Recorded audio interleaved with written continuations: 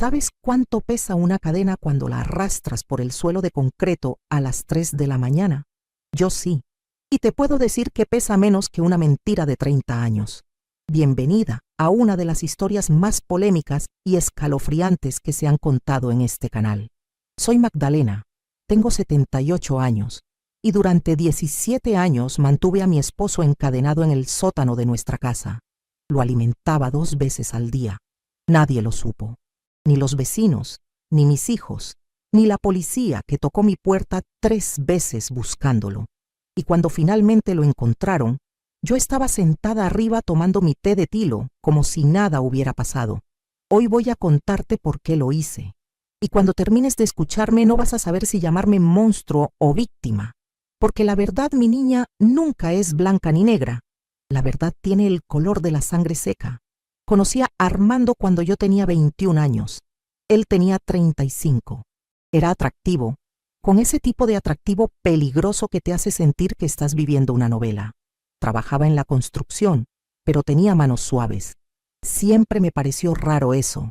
Me enamoré como se enamoran las tontas, rápido, ciegamente, sin hacer preguntas.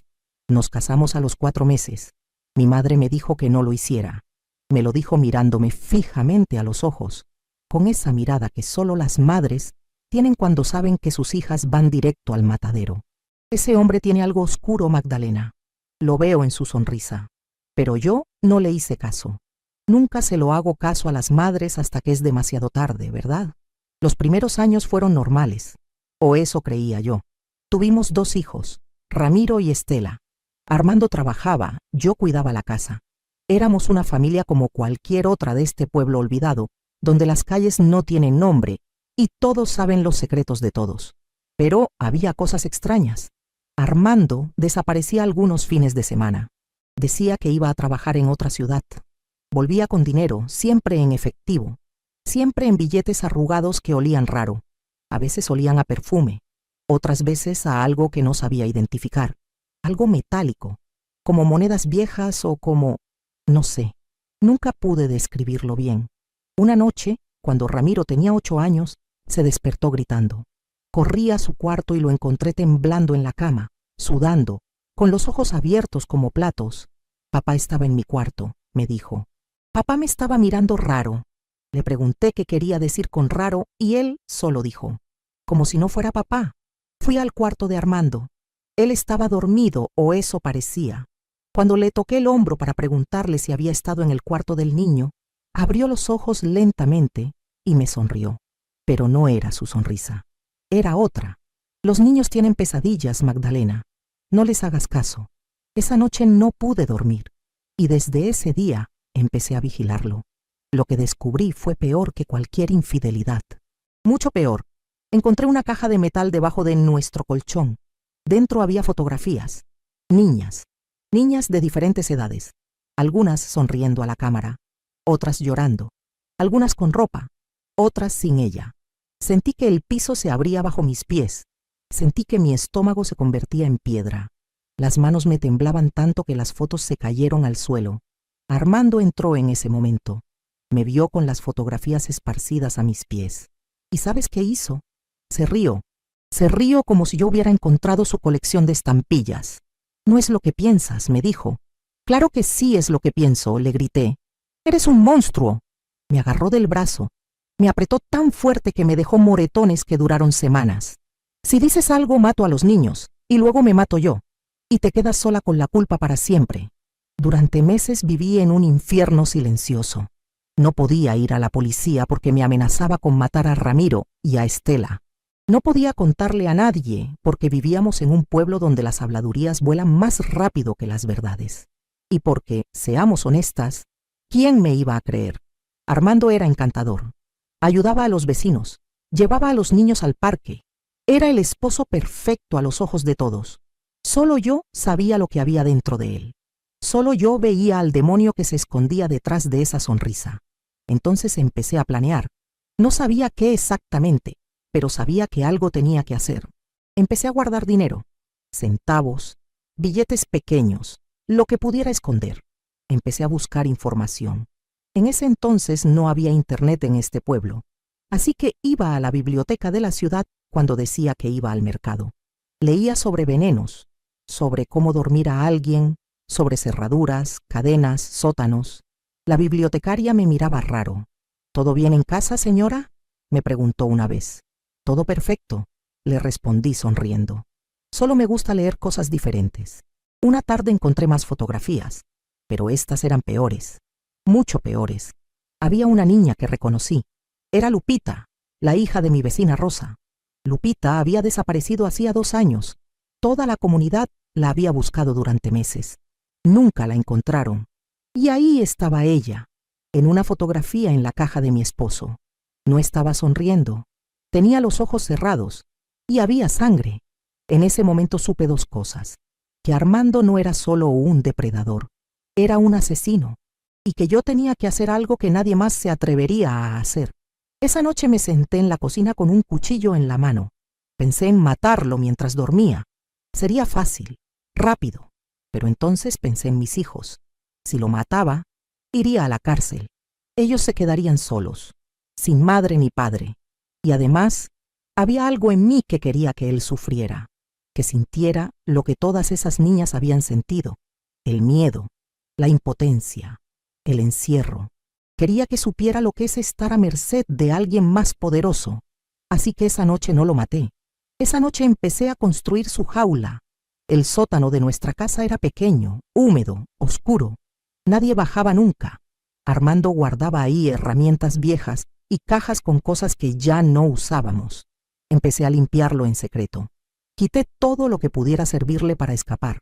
Compré cadenas en una ferretería de otra ciudad. Le dije al vendedor que eran para amarrar unas vigas. Compré un candado grueso de esos que usan en las bodegas. Reforcé una tubería que salía del suelo. Soldé un anillo de metal ahí. Todo lo hacía cuando él no estaba. Tardé 3 meses en prepararlo todo. La noche que lo hice fue un viernes. Armando llegó tarde como siempre. Venía tomado. Olía a alcohol y a ese perfume barato que ya conocía. Le serví la cena: pollo con arroz, su favorita. Le puse 3 pastillas para dormir molidas en el jugo. Me las había conseguido con una amiga que trabajaba en la farmacia. Le dije que no podía dormir por la menopausia. Armando se comió todo. A la media hora empezó a cabecear. Me siento raro, dijo. Es el cansancio, le respondí. Ven, te ayudo aquí a acostarte. Lo llevé hacia las escaleras, pero no subimos. Bajamos. Abrí la puerta del sótano. ¿Qué hacemos aquí?, alcanzó a murmurar. Justicia, le respondí, y lo empujé escaleras abajo. Cuando despertó estaba encadenado por el tobillo a la tubería. La cadena tenía 2 metros de largo, suficiente para que pudiera moverse un poco, pero no para llegar a las escaleras. Grité, maldijo, me amenazó. Te voy a matar, Magdalena. Cuando salga de aquí te voy a despedazar. Me paré al otro lado de la puerta y le dije algo que todavía recuerdo palabra por palabra. No vas a salir nunca, y cada día que pases ahí abajo vas a sentir un poco de lo que sentían ellas. Cerré la puerta, puse el candado y subí a acostar a mis hijos. Los primeros días fueron los más difíciles. Armando gritaba tanto que pensé que los vecinos lo escucharían. Pero nuestro sótano está profundo y las paredes son gruesas. Además puse música en la sala, siempre música, para tapar cualquier sonido. Cuando los niños preguntaban por su padre, les decía que se había ido a trabajar lejos, que volvería en unos meses. Ramiro no pareció extrañarlo mucho. Estela lloraba a veces, pero con el tiempo dejó de preguntar. Los niños se adaptan rápido a todo. Eso es lo terrible y lo hermoso de ellos. Bajaba 2 veces al día a darle de comer. Pan, agua, a veces sobras, lo justo para que no se muriera. Al principio me insultaba, me escupía, me decía que era una loca, una perra, una bruja. Yo no decía nada, solo dejaba el plato en el suelo y me iba. Con el tiempo dejó de gritar. Empezó a rogar. Por favor, Magdalena, déjame salir. Te prometo que cambiaré. Nunca más haré nada malo. Me iré del pueblo. Nunca volverás a verme. Pero yo sabía que eso era mentira. Los monstruos no cambian. Solo se esconden mejor. Pasaron meses, 1 año, 2 años. La vida seguía arriba con total normalidad. Mis hijos crecían. Yo trabajaba limpiando casas para mantener la familia. Los vecinos me tenían lástima. Pobre Magdalena, abandonada por su esposo. Si supieran, si tan solo supieran que cada noche, antes de dormir, bajaba al sótano solo para verlo ahí, sucio, flaco, encadenado como un perro, y me sentía bien, me sentía poderosa, me sentía justa, pero había algo que nadie sabía, algo que cambiaría toda la historia, algo que ni siquiera yo entendía del todo en ese entonces, porque verás, hay secretos que se esconden tan profundo que ni siquiera la persona que los guarda sabe que están ahí. Y mi secreto estaba a punto de salir a la luz de la manera más aterradora posible. Un día, cuando llevaba ya 3 años encadenado, Armando dejó de comer. Simplemente dejó el plato intacto. Bajé como siempre a las 7 de la mañana con su desayuno y vi que la cena de la noche anterior seguía ahí, sin tocar. «Come», le ordené. Él me miró desde el rincón donde dormía, sobre unos trapos viejos que le había dado. Estaba demacrado, con la barba larga y sucia, las uñas negras, pero sus ojos seguían teniendo esa chispa que tanto odiaba. «No voy a comer más», me dijo con voz ronca. «Prefiero morir aquí que seguir viviendo como animal». Me encogí de hombros. «Como quieras. Pero yo no voy a soltarte, así que si quieres morir, adelante». Pasaron 3 días. No comía nada, solo tomaba agua. El 4.º día empezó a delirar. Hablaba solo, conversaba con personas que no estaban ahí. Lo oí mencionar nombres. «Lupita, perdóname. Fueron impulsos. Yo no quería. No podía controlarme». Oí otros nombres también, nombres de niñas que yo no conocía. En total fueron 7 nombres diferentes, 7 niñas. Sentí que la sangre se me helaba. No era solo Lupita, había sido más de una, mucho más. Y ahí estaba él, confesando en su locura todo lo que había hecho, pensando que hablaba con fantasmas. El 5.º día lo forcé a comer. Le abrí la boca y le metí pan remojado en agua como se hace con los bebés. Se resistió, pero estaba tan débil que no pudo hacer mucho. «No te vas a morir todavía», le dije. «Todavía no has pagado suficiente». Comió llorando. Nunca lo había visto llorar. Ni cuando nos casamos, ni cuando nacieron los niños, ni siquiera cuando lo encadené. Pero ese día lloró como un niño pequeño. «Estoy enfermo, Magdalena», me dijo entre sollozos. «Tengo algo malo en la cabeza. Necesito ayuda. Por favor, llévame a un doctor». Me reí tanto que me dolieron las costillas. «¿Ayuda? ¿Tú quieres ayuda? ¿Y quién ayudó a esas niñas cuando las tocaste? ¿Quién las ayudó cuando lloraban y pedían que pararas?» Un día vino la policía. Alguien había reportado que Armando llevaba años desaparecido. Tocaron a mi puerta un martes por la tarde. 2 oficiales jóvenes, con uniformes nuevos que todavía olían a tela sin lavar. «Buenos días, señora. Venimos a hacer unas preguntas sobre su esposo, Armando Gutiérrez». Mi corazón latía tan fuerte que pensé que lo escucharían, pero mantuve la calma. «Claro, pasen». Los hice sentar en la sala, justo encima del sótano donde Armando estaba encadenado. Les ofrecí café. Aceptaron. «¿Cuándo fue la última vez que vio a su esposo?», preguntó el más joven. «Hace casi 3 años», respondí tranquilamente. «Se fue una noche diciendo que tenía trabajo en el norte. Nunca volvió, ni siquiera llamó». «¿Y no lo reportó como desaparecido?» «No, oficial. Pensé que se había ido con otra mujer. Ya sabe cómo son los hombres». El policía asintió como si supiera exactamente de qué hablaba. «¿Le importaría si revisamos la casa?» «Es solo protocolo». Sentí que el piso se movía bajo mis pies, pero sonreí. «Claro, adelante. Revisen lo que quieran». Revisaron las habitaciones, el patio, el garaje. Uno de ellos se acercó a la puerta del sótano. Puso la mano en la manija. Yo dejé de respirar. Abajo, Armando debía estar escuchando todo.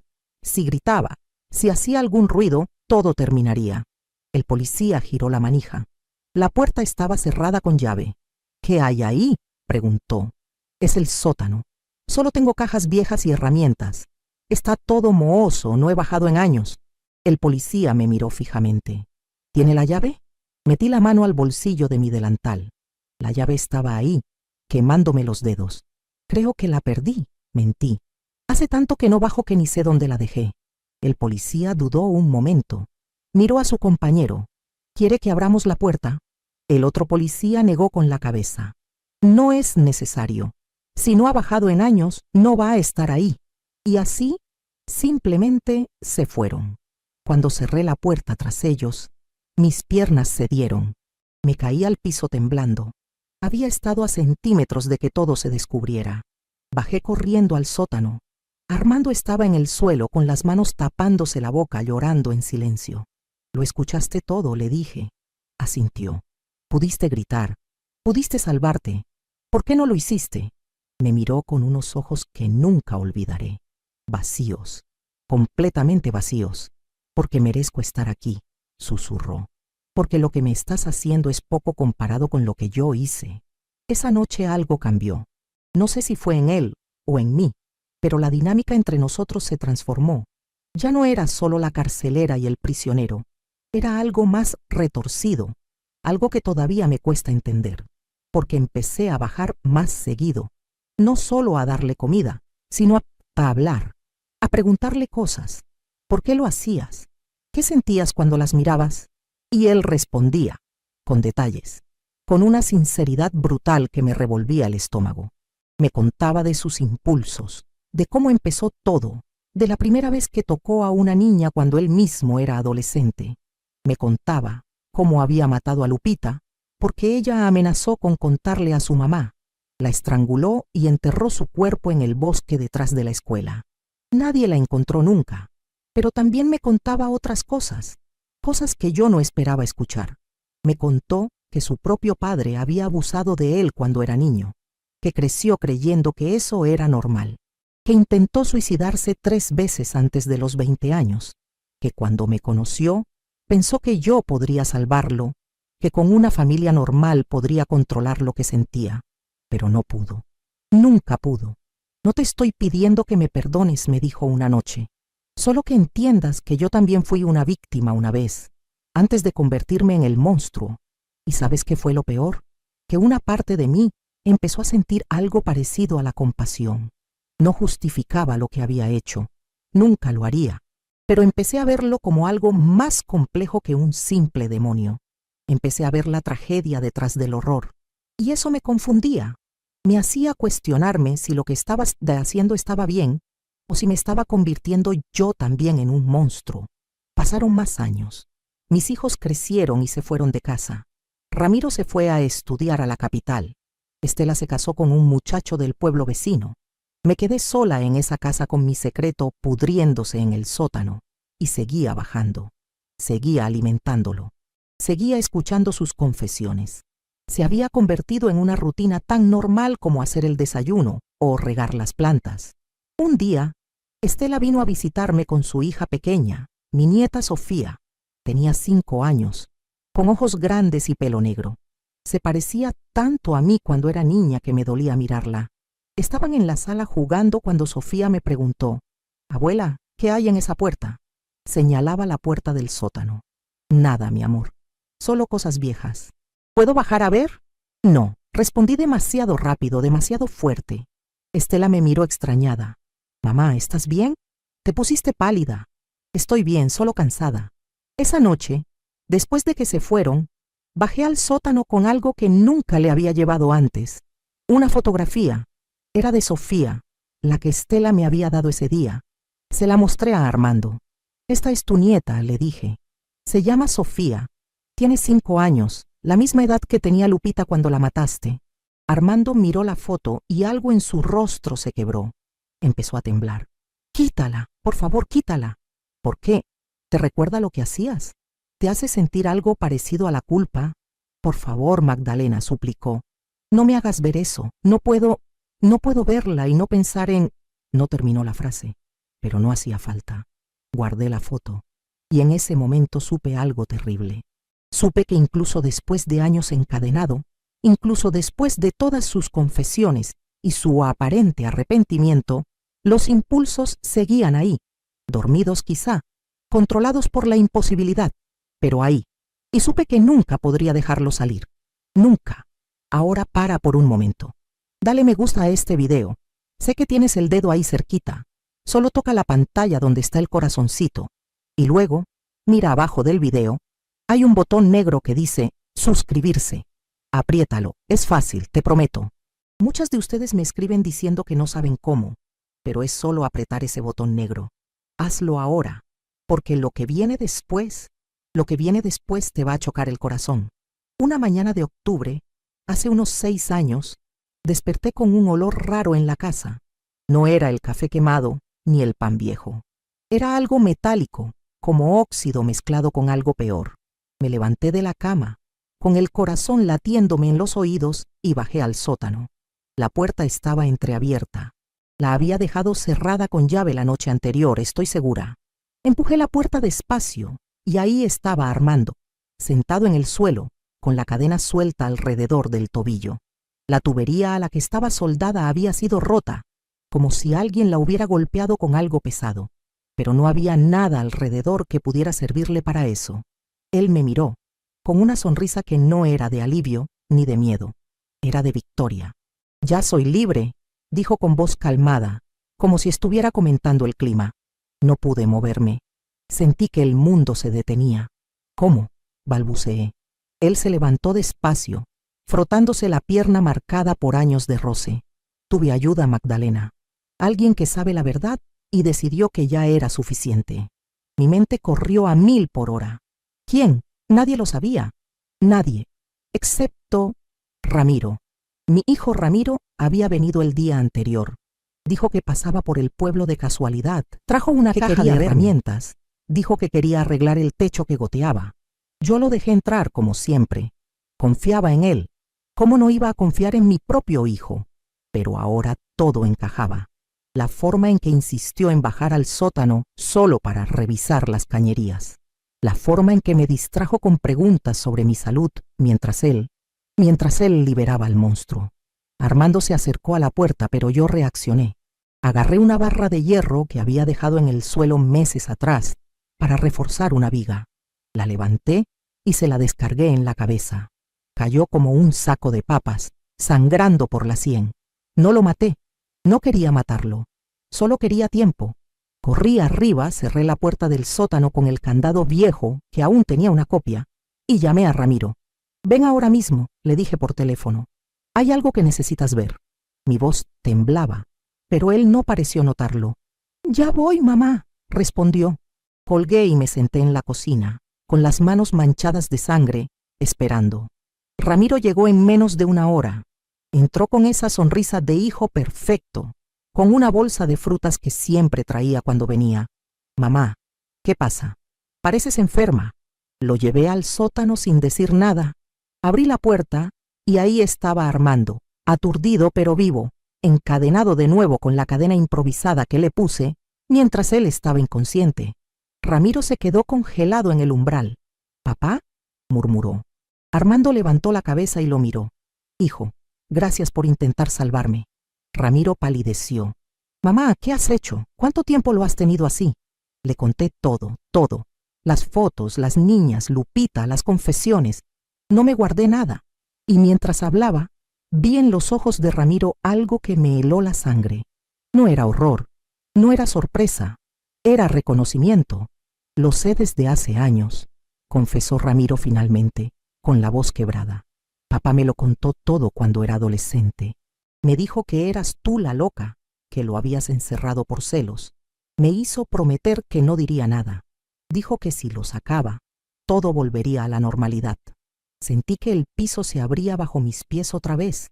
Mi propio hijo, mi Ramiro, que yo había protegido con uñas y dientes. Él era el que lo había estado visitando en secreto. Las visitas de negocios a la ciudad, las veces que llegaba tarde. Todo era para planear su escape. «¿Pero por qué, hijo? ¿Por qué ayudar a un monstruo?». Ramiro me miró con lágrimas en los ojos. «Porque él es mi padre. Y porque yo también tengo eso dentro. Lo que él tiene, me lo transmitió. Lo sé desde que era joven. He luchado contra ello, mamá, pero si lo dejo pudrirse aquí, ¿qué pasa conmigo? ¿Soy como él?». La revelación me golpeó como un tren. No era solo Armando, era una maldición familiar. Generaciones de oscuridad. Mi suegro, que siempre me miró raro. Mi cuñada, que se suicidó joven. Todo encajaba. Armando rió desde el suelo con sangre en la boca. Te lo dije, Magdalena. No soy el único. Es algo que corre en la sangre. Ramiro se arrodilló a su lado tocándole la mano. Lo vamos a sacar de aquí. Lo vamos a llevar a un lugar donde pueda curarse. Y tú, mamá, vas a ir a la cárcel por esto. Intenté razonar con él. No, Ramiro. Si lo sueltas, volverá a hacerlo. A ti te entiendo, hijo. Eres su sangre. Pero yo soy tu madre. Te he protegido toda la vida. Él negó con la cabeza. Ya no. Esto termina hoy. En ese momento algo dentro de mí se rompió. No era ira. Era claridad. Saqué el cuchillo de la cocina que había traído conmigo, escondido en el delantal. Ramiro no lo vio venir. Lo apuñalé en el hombro, lo suficiente para incapacitarlo, no para matarlo. Cayó gritando. Armando intentó levantarse, pero lo ataqué a él también, cortándole la cadena que acababa de ponerle. No, espera. Lo até más fuerte con cuerdas que encontré en el taller. Ramiro sangraba en el suelo mirándome con horror. Eres peor que él, mamá. Lo arrastré a un rincón y lo encadené también, con la misma cadena rota. Ahora eran dos, padre e hijo, la oscuridad compartida. Subí las escaleras tambaleándome, cerré la puerta y me senté en el primer escalón, llorando por primera vez en años. ¿Qué había hecho? ¿Salvé a mi hija y a mi nieta de ellos? ¿O creé un nuevo infierno? Esa noche llamé a Estela.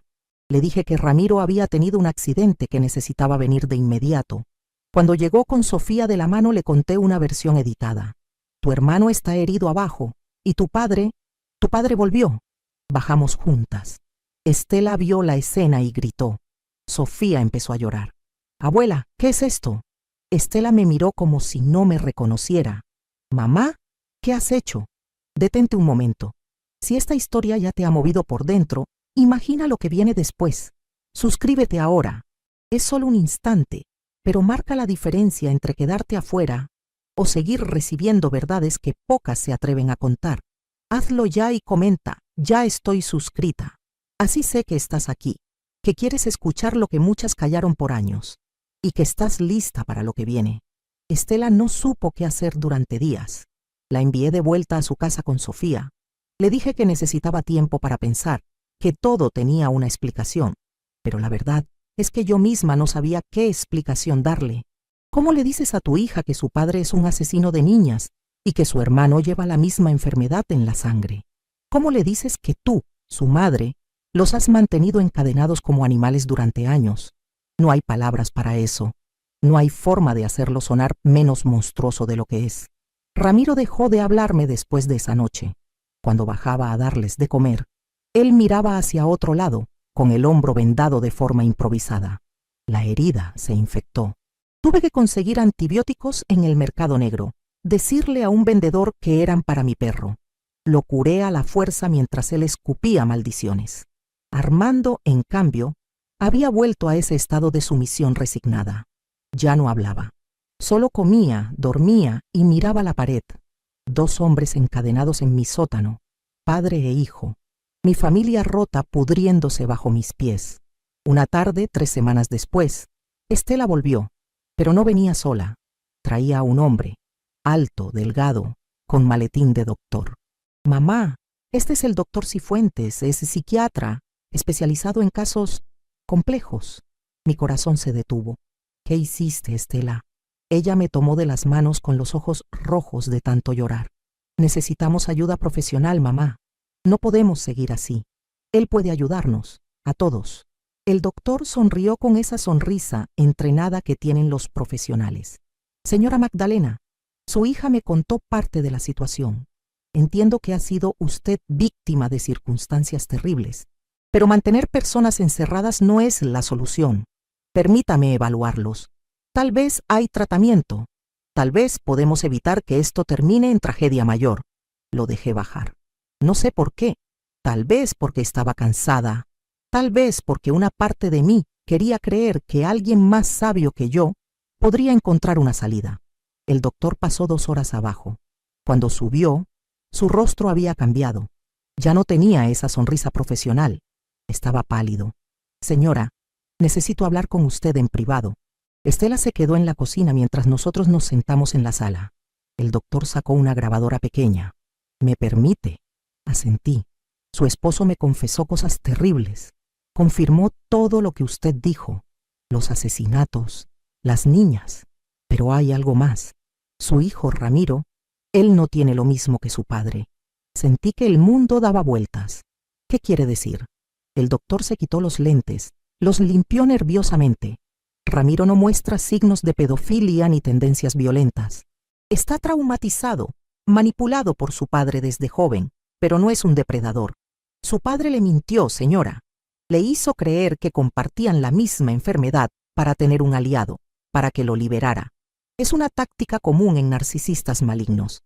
Crear vínculos de complicidad basados en mentiras. Me quedé muda. Años mantuve a mi hijo encadenado creyendo que era un monstruo como su padre, y no lo era. ¿Está seguro? Completamente. Hice las evaluaciones correspondientes.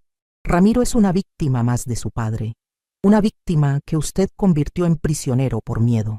Bajé corriendo al sótano. Ramiro estaba acostado de lado, temblando.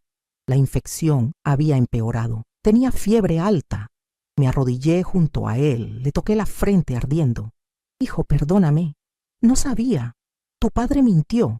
Tú no eres como él. Ramiro abrió los ojos despacio. Ya lo sé, mamá. Siempre lo supe. Intenté decírtelo esa noche, pero no me escuchaste. Me apuñalaste antes de que pudiera explicarte. Las lágrimas me quemaban la cara. Perdóname, hijo. Perdóname. Él cerró los ojos. Es tarde para eso. El doctor subió conmigo. Necesita hospital inmediatamente. La infección está grave. Podría morir. Llamamos una ambulancia. Les dije que mi hijo se había caído en el sótano, que se había herido con una herramienta oxidada. Se lo llevaron. Estela fue con él. Yo me quedé en la casa con Armando todavía encadenado abajo, y con el doctor Cifuentes mirándome como si fuera un espécimen de laboratorio. ¿Qué va a hacer ahora, señora? Me encogí de hombros. No lo sé. Esa noche, el doctor volvió con la policía. No los de antes, los jóvenes inexpertos. Estos eran detectives, con órdenes de cateo. Bajaron al sótano. Encontraron a Armando. Encontraron las cadenas, las fotografías que yo había guardado en una caja como evidencia. Encontraron todo. Me arrestaron ahí mismo, frente a mi casa, mientras los vecinos miraban por las ventanas. Rosa, la mamá de Lupita, salió gritando cuando supo que habían encontrado al responsable de la desaparición de su hija. Me escupió en la cara. Monstruo, sabías dónde estaba mi niña y no dijiste nada. Armando fue llevado a un hospital psiquiátrico de alta seguridad. Yo fui llevada a la cárcel. El juicio duró meses. Mi abogado argumentó defensa propia, síndrome de mujer maltratada, trastorno de estrés postraumático. El fiscal me llamó torturadora, secuestradora, cómplice por omisión en los asesinatos al no denunciarlos cuando los descubrí. Ramiro testificó en mi contra. Dijo que lo había encadenado sin razón, que lo había herido. Estela no testificó. No vino al juicio. Me abandonó por completo. La sentencia fue de 20 años, pero por mi edad avanzada y problemas de salud, me dieron arresto domiciliario después de 5 años en prisión. Volví a mi casa, la misma casa. El sótano sigue ahí, vacío ahora. A veces bajo y me siento en el lugar donde estuvo encadenado tantos años, y me pregunto si hice lo correcto, si salvé a alguien o si solo creé más víctimas. Ramiro sobrevivió, pero nunca me volvió a hablar. Estela tampoco. Sofía, mi nieta, ni siquiera sabe que existo. Armando murió hace 2 años en el psiquiátrico. Un ataque al corazón. No fui al funeral. Nadie me invitó. Encontraron más cuerpos después, gracias a las confesiones que hizo. 9 niñas en total. 9 familias destrozadas. Y yo, que pude haberlo denunciado desde el principio, elegí hacer justicia por mi propia mano. ¿Eso me hace heroína o criminal? Todavía no lo sé. Hoy tengo 78 años. Vivo sola en esta casa que guarda demasiados secretos. A veces viene una trabajadora social a revisar que esté bien, que tome mis medicinas, que no me haya caído. Siempre mira la puerta del sótano con curiosidad, pero nunca pregunta. Nadie quiere saber realmente lo que pasó aquí. Es más fácil llamarme loca y seguir adelante. Hace unos meses recibí una carta. Era de Ramiro. La abrí con manos temblorosas. Decía pocas palabras. Mamá, entiendo por qué lo hiciste, pero no puedo perdonarte por encadenarme a mí. Salvaste al mundo de papá, pero me destruiste a mí en el proceso. Espero que encuentres paz, porque yo nunca la encontraré. Lloré durante días, porque tenía razón. En mi desesperación por proteger, lastimé a un inocente. Me convertí en lo que más odiaba. Pero aquí está lo que nadie sabe, lo que nunca dije en el juicio, lo que me llevo a la tumba. Cuando encontré esas primeras fotografías, hace más de 20 años, no fue la primera vez que supe de los impulsos de Armando. Lo supe desde antes. Desde que éramos novios. Hubo señales. Una prima mía de 12 años me dijo que él la había tocado de forma extraña en una reunión familiar. Yo no le creí. Le dije que eran imaginaciones de niña. La callé. Años después esa prima se suicidó. Tenía 23 años. ¿Cuánto de eso fue mi culpa por no escucharla? Cuando encadené a Armando no fue solo por justicia, fue por culpa, por todas las veces que miré hacia otro lado, por todas las señales que ignoré porque era más cómodo creer en la mentira de mi matrimonio perfecto. Lo encadené porque no pude encadenar mi propia cobardía todos esos años. Y cuando encadené a Ramiro, no fue por miedo a que fuera como su padre, fue porque no podía soportar que me quitara mi poder, que me arrebatara al único prisionero que me hacía sentir que tenía control sobre algo en mi vida destrozada. Soy una mujer que hizo cosas terribles tratando de corregir cosas peores. ¿Soy víctima? Sí. ¿Soy villana? También. La verdad es que somos capaces de ambas cosas. El dolor no nos hace santos. A veces nos convierte en nuestros propios demonios. Así que ahí lo tienes. Mi confesión completa. La historia de cómo encadené a mi esposo en el sótano durante 17 años. Y cómo en el camino perdí todo lo que amaba. ¿Habrías hecho lo mismo en mi lugar? ¿O habrías llamado a la policía desde el principio? No lo sabrás hasta que te toque vivir el infierno. Hasta que tengas que elegir entre la ley y la venganza. Entre proteger y destruir. Ahora, si esta historia te impactó, dame ese me gusta. Mira el corazoncito en tu pantalla. Tócalo. Y el botón de suscribirse, ese negro que está abajo, apriétalo también. Es fácil, solo un toque. Comenta si has vivido algo parecido, si alguna vez tuviste que tomar decisiones imposibles. Aquí estamos todos los días con historias que te dejan sin aliento, historias que duelen, pero que necesitan ser contadas. Y recuerda, la diferencia entre una heroína y una villana a veces es solo la perspectiva desde donde se cuenta la historia. Yo te conté la mía, ahora tú decides qué soy.